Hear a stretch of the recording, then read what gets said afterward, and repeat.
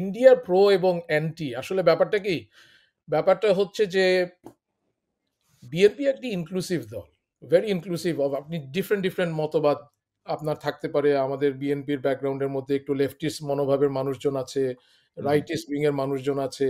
So BNP kind of historically sits in between your kind of Awami League আর জামাতের মাঝামাঝি হুম। Somewhere. Awami League একদিকে, জামাত আরেকদিকে, বিএনপি হচ্ছে মাঝামাঝি কাইন্ড অফ মধ্যপন্থার একটি দল। তো যেটা যেখানে বেগম খালেদা জিয়া যেটা তার লেখায় বলতেন যে বামের ডানে ডানের বামে। ডানের বামে, exactly. So this is historically how it was. এখন আহ, নতুন করে আসলে আহ, এখানে নতুন কিছু নাই। ইট ইজ এখন যেটা প্রকট হয়ে যাচ্ছে সেটা হচ্ছে আওয়ামী লীগের অনুপস্থিতিতে হুম, হুম, কিছু কিছু জিনিসপত্র হাইলাইটেড হচ্ছে।